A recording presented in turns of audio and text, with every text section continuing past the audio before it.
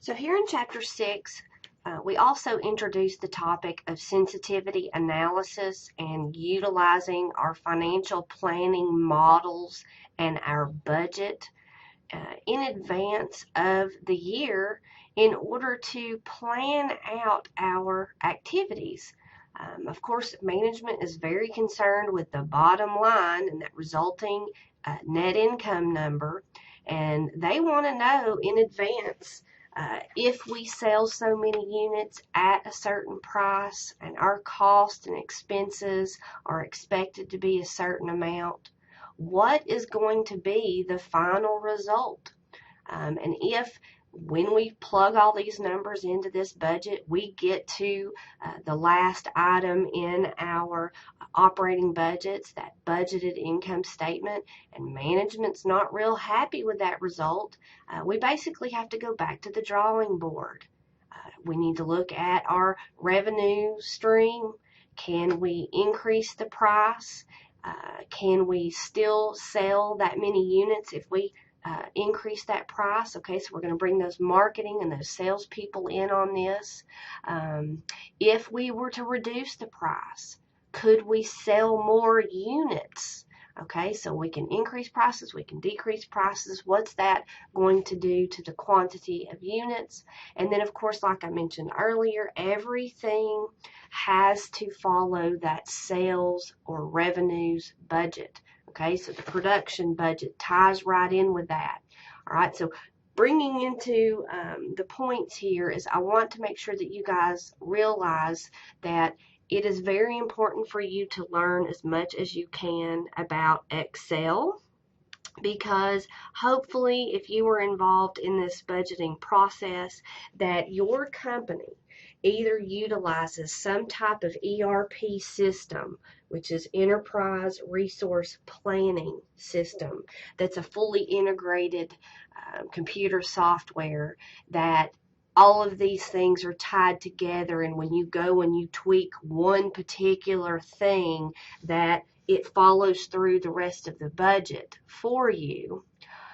Or you're using Excel and you have got all of those cells within your spreadsheets fully populated with formulas, so that when you do go change the quantity and something else, that it again trickles through the entire process, because again, it starts with the sales and revenues budget and goes all the way down to ending with a budgeted statement of cash flows. And that's a lot of schedules and budgets. You don't necessarily want to be doing this by hand. So I wanted to bring up a couple of things for you here that I wanted to mention. I want you to go take a look at something with me here on the internet. Hopefully you guys can see this on the screen. But there is a guy by the name of Bill Jelen. Here I've got his LinkedIn profile partially pulled up on the screen for you to be able to see that. You can go and follow him there on LinkedIn. You can also go and look for his videos on YouTube. And he also has a lot of books out there for sale.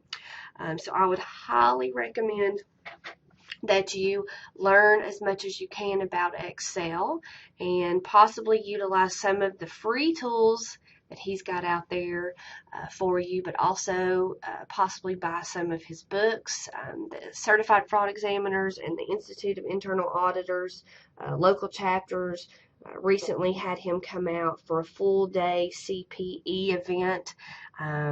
Well over 100 and something people from all over Chattanooga coming to learn the newest and greatest tricks and tips from him. So learn as much as you can about utilizing Excel. There's a lot of systems out there that do work with Excel. Okay, so it's a tool and a skill that is not going to be going anywhere. I also wanted to mention that you guys can go to, and if you can see this here, New Horizons, which is over by Eastgate Mall off of Brainerd Road. I believe that's where their location still is. They offer classes where you guys can get certificates in different areas of Microsoft, and I'm pretty sure that they still have an Excel 1, Excel 2, and Excel Level 3 course. Now that's something else that you guys could go and do. Of course, you would have to pay, and it's going to be a little time consuming, but that's something that you can put on your resume. I have a friend who is a whiz-bang with her Excel skills, and she has worked at companies such as Aztec, Volkswagen, and she is now at Valker, and I know that they thoroughly appreciate all of her skills that she has with the things that she can do with Excel. So definitely something that you guys should strive for. All right, so let's go back into our PowerPoints here to make sure we hit a couple of topics. I did post a video link for you guys to go and watch on YouTube about Toyota. Our chapter also highlights Kaizen, and Kaizen can be incorporated into our budgeting. Kaizen is basically including continuous improvement. Okay, we always want to be efficient in our operations. We also want to be efficient in our use of our materials, our time in manufacturing, etc. And we can include those savings that we expect to experience in our budget. All right, so make sure you watch the Toyota video. All right, so financial planning models may be employed to conduct what is called sensitivity or what-if analysis. And you'll see in your chapter an example of our particular company trying to figure out what would be our results if. All right, so we have two different scenarios that they bring in. Our original sales or revenues budget had originally been calculated with 50,000 units of the casual model selling for $600 a piece, and our deluxe model selling 10,000 units of it at $800 a piece. But management wanted to do an analysis and say, okay, what if we decreased the selling price of the casual table by 3%. All right, so what would we do? We would take that $600 selling price and multiply that times 0.97, or you could also do it another way mathematically, take that $600 and multiply it times 0.03 and get a number, and then subtract that from 600 to get that new selling price of $582. They also wanted to take into consideration a 3% decrease on the deluxe model. All right, so it was normal price of $800. Again, doing the math, times 0.97, or the other way that I mentioned, you would get a result of $776. Okay, so if they plug that change in on the sales budget, it would trickle all the way through the system. Now, again, management's going to go look at that operating budget, okay, because they're very concerned with the budgeted income statement part, and they're going to go see, does that bottom line make them happy or not? If it doesn't, of course, they would have to go back to the drawing board and figure out what needs to be changed or tweaked, and what's an attainable result. The second scenario that they brought up is again, separate from scenario one. Okay, so they didn't do it as reduce the selling price and increase our direct materials cost. They are completely separate. But could we have another scenario, scenario number 3, where A and B were both included? Sure, we could. So again, that's why you want to have that Excel spreadsheet or a very advanced ERP system that can utilize this information. Scenario 2 was a 5% increase in the red oak materials and a 5% increase in the price per square foot of the granite. Okay, so increasing those costs of those direct materials, again, plugging in that change, letting it trickle through the remainder of the operating budgets. Where does our net income result on that budgeted income statement? And we can see that in this particular chapter. So again, awesome stuff. What if analysis, using those systems in advance to help plan, direct, and control the company. All right, so what if analysis or sensitivity analysis is a technique that examines how a result will change if the original predicted data or underlying assumptions change.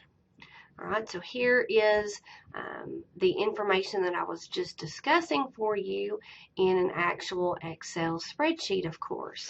All right, so here we've got the original quantities.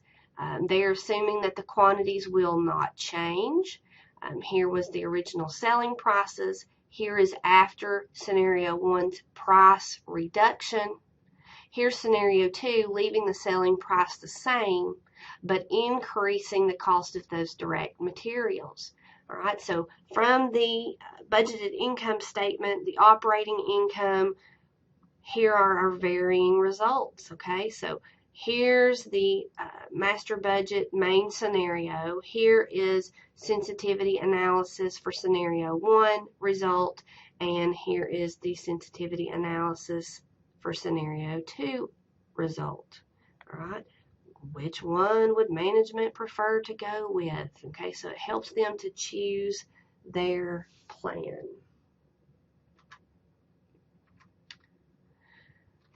Here we're going to talk a little bit about the different types of responsibility centers. We have 4 distinct ones.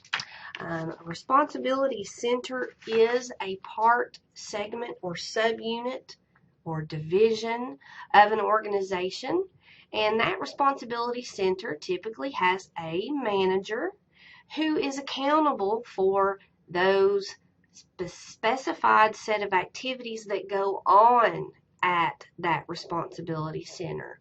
And here what we're getting at is this planning, directing, and controlling. We are going to be able to show a budget report for this particular center that of course will be applicable to evaluating the performance of said center and the manager thereof. All right, so responsibility accounting is this system that we utilize. It measures the plans for that particular responsibility center. We develop the budget for that responsibility center. Their actions go on, and then at the end of the period, we gather the information, the actual results of that responsibility center, and we generate a report. And we can analyze what was the plan, that master budget for them, and then what were their final results. And we can use it to analyze their performance, make recommendations for improvements going forward, and even utilize the information that has good results. Spread that around the company. If there are other responsibility centers that can utilize those best practices and better and new ways of doing things, then we need to share that information with those other parties. Generally, we do consider 4 different levels of responsibility center, as I mentioned earlier. We have a cost center. They are typically only having cost.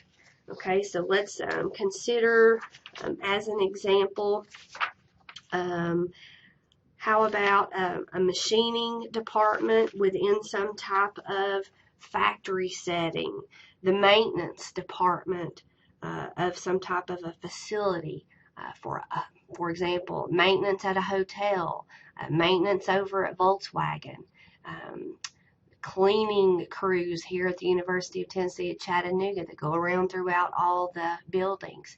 They are a cost center. And that particular manager is going to have a report generated, and we will evaluate them on their performance at doing their jobs and containing their cost under budget, hopefully. The second one is a revenue center. They are accountable for revenues only. Okay, so cost only, revenues only. For example, sales department. They are responsible for revenue generation. That particular revenue center and the manager will have a report generated. What was the plan that they were supposed to follow, and what were their final results, and we will utilize that to evaluate their performance. The third one is a profit center. Profit, revenues minus cost and expenses, right? Okay, so therefore they have a profit. So you can remember profit by saying profit, revenues minus cost. They are accountable for both. Okay, so if we were to go back to our hotel example, we would be talking about the hotel manager. They are going to be in charge of the revenues being generated by the hotel, and of course the costs and expenses related to running that hotel as efficient as possible. And lastly, we have an investment center.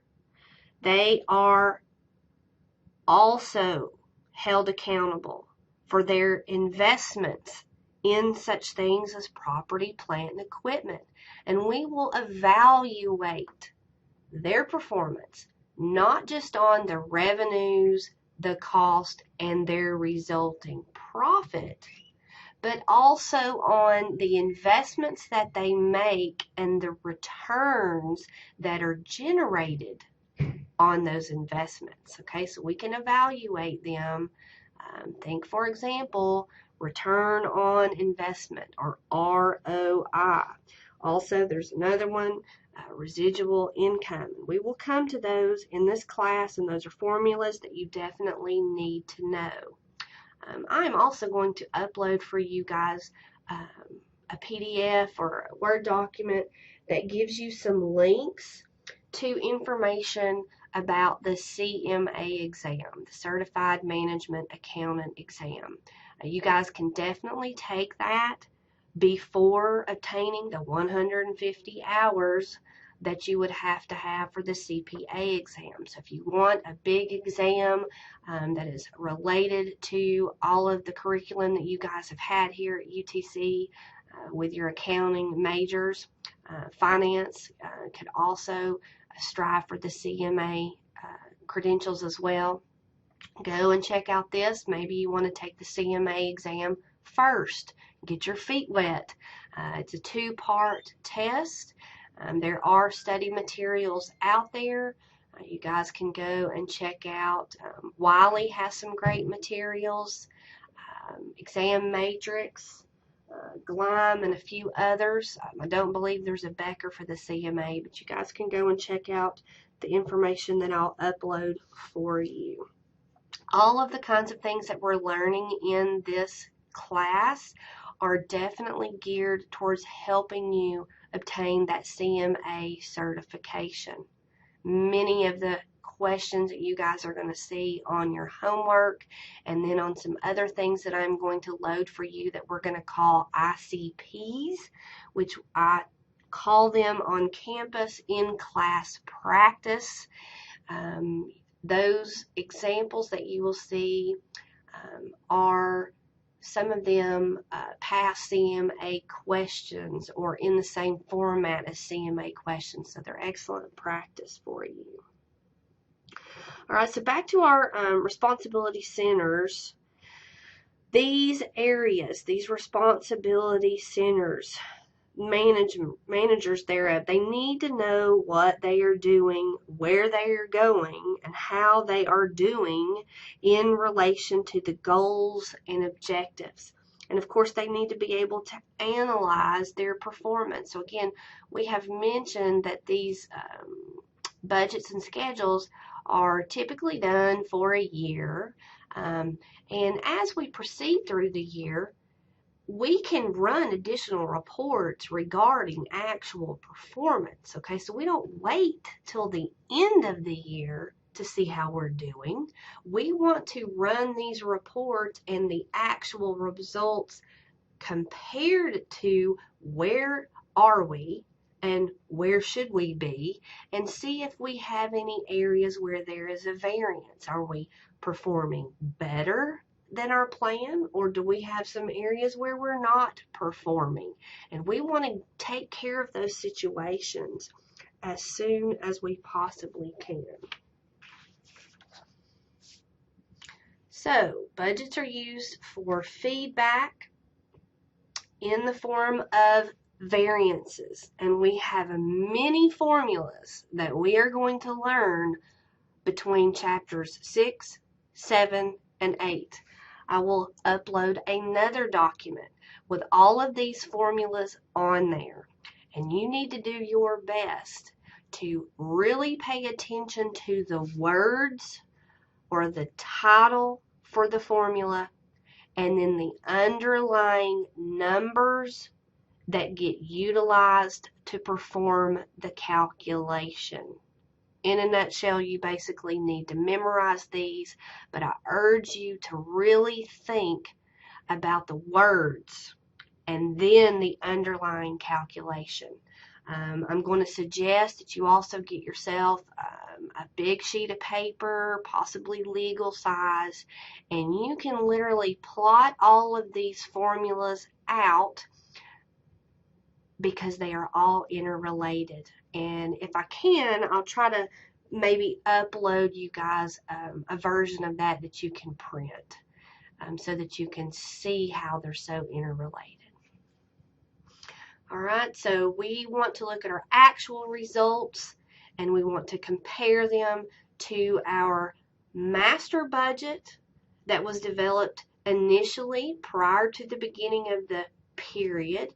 And we're also going to talk about flexing the initial master static budget so that we're talking apples to apples in regards to our actual results. And I'll explain that a little further when I show you an example. Variances are very important when we analyze the actual results against our budgeted targets. Any variances can be better or worse, okay? And I will show you that as well. But when we calculate these variances, we can use them as early warning signs, okay? So if we're underperforming, we want to know as quickly as possible so that maybe we can do something about it and head it off at the pass for our future performance. Again, we will use our results as a basis for performance evaluation, and there's a lot of different points that we can see when we evaluate these variances. And you'll see that, and I'm hoping that you will develop a list of the variances and what the results could show. And lastly, we can use them as a basis for our strategy evaluation. Is our strategy working? And if it's not, what kind of changes do we need to make going forward about how we plan to perform? So controllability is an issue. Again, we're going to be using these budgets and these reports to evaluate those particular responsibility centers and their managers. And we will hold them accountable for their performance, but we need to keep in mind and always consider the fact that everything that goes on around them, including things that get allocated to them from the C-suite, corporate management, is not always within their control. Okay, so the things that they have a degree of influence over are the things that they can be evaluated on. The things that they do not have any control or degree of influence, we shouldn't even be putting that on their report, okay, because they have no control over it. So we should not be showing it on their reports. So controllability is the degree of influence that a manager has over the cost, revenues, or related items for which he or she is being held responsible. So if they have control over it, it needs to be on their report, and they need to be evaluated on their performance. If they don't have control over it, it does not need to be showing up on their report. So responsibility accounting helps managers to first focus on whom they should ask to obtain information and not on whom they should blame. We'll see more in some of our future chapters that some of the results that show up on some of our responsibility reports are actually going to be from the prior manager. Okay, so think of the fact that we've got time lags. We are using accrual-based accounting. There's a lot of things that tie into these final results. Okay, so if somebody, for example, has a low return on investment as a result, they may have had no decision making abilities about the investments that were made. They're possibly a brand new manager. The manager before them is the one that made all of those purchasing decisions. Okay, so consider that. You accounting people have to consider a lot of different things when you are helping management put these reports together and then evaluating the results. So don't get yourself squared into the little box. You've got to think outside the box sometimes. Okay, and again, you guys are the ones that are all about the numbers. So help management out with these concepts. Explain these things to them when necessary.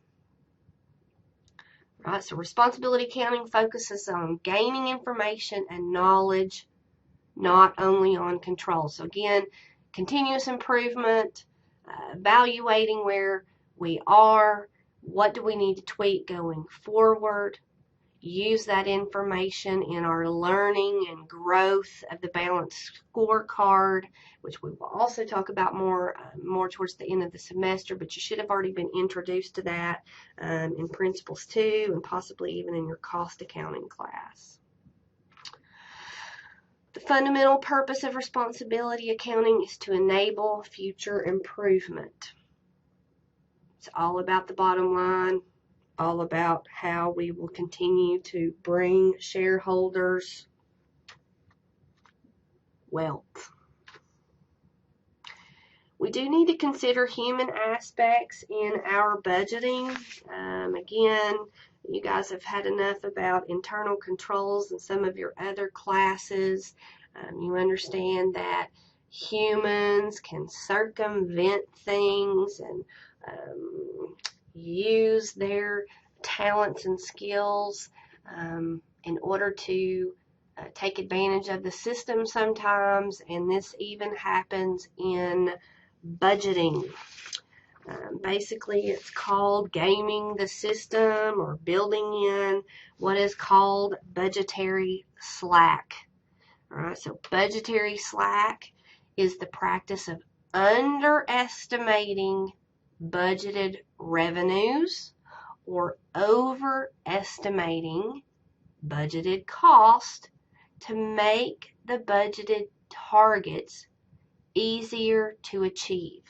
Okay, so let me put this into a scenario for you. Let's say I'm the sales manager, and the C-suite is wanting me to turn in what we really think we can do next year in sales for my particular division. I want the bonus. I want the commission check. I want this, that, and the other that's going to be set up by upper management if I meet my target, my budgeted revenues. Some managers think that they can game the system, and if a particular manager says, oh, we can easily do 10 million. We are going to be able to pull off 10 million. We can do it. But to budgetary slack and game the system, they're going to turn in 9.75 million. They just built in a $250,000 slack that, even if they don't hit the 10, as long as they do 9.75, they're good. So they're going to turn in an underestimated amount of revenues, and then they're going to definitely obtain that.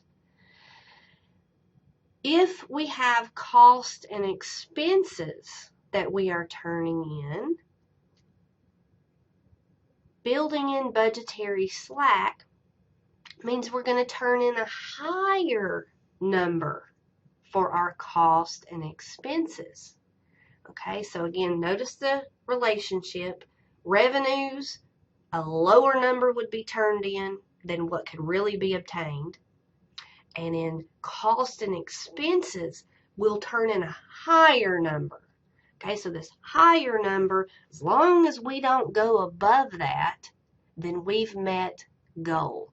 All right, so let's say we're the maintenance department, all of our costs included, should run us about $400,000, but we're going to turn in $450,000 as our budgeted cost. Okay, so $50,000 cushion, if you will, has been built into the number that has been turned in. That is budgetary slack. All right, so they're basically hedging their bets. Stretch targets are targets that are challenging but achievable. Now, stretch targets, management wants to build those in. They want our people to be working and striving and motivated to meet and exceed and outperform what we've done in the past. So stretch targets can be put out there. They are challenging but achievable. Okay, so we need our budget to have obtainable numbers. We don't need to make them so difficult that there's no way that it's going to be pulled off. Kaizen budgeting, again, make sure you go and watch the Toyota video link that I posted for you. They talk about Kaizen, and Kaizen is that continuous improvement. We want to become more efficient. We want to use our direct materials as best we can. We don't want to have any waste. We don't want to have any scrap, which we will talk more about waste and scrap and things like that in our chapters 17 and 18. But we will actually build that continuous performance into our budget line items. Okay, so continuous improvement, Kaizen, building those numbers into the budget, and of course, again, analyzing our actual performance against what was budgeted. All right, so management wants that in there. Budgeting in multinational companies. Many of you may end up working at multinational companies, and if you were involved in the building of the budgets, you are going to have some additional issues above and beyond tweaking out all of those formulas and all of those cells in your Excel spreadsheet and making sure everything flows through properly. You will also have to deal with things such as exchange rates. So again, think of the fact that here in the United States, Our accounting is dominated by the US dollar, but when you go abroad and you have multinational considerations and you've got divisions spread around the world, you are going to have exchange rate issues, and you would have numbers that need to be converted into US dollars. All right. There is also the risk of exchange rate fluctuations, and that definitely would affect the bottom line. So it's quite difficult to build those budgets for those multinational companies considering those exchange rate risk.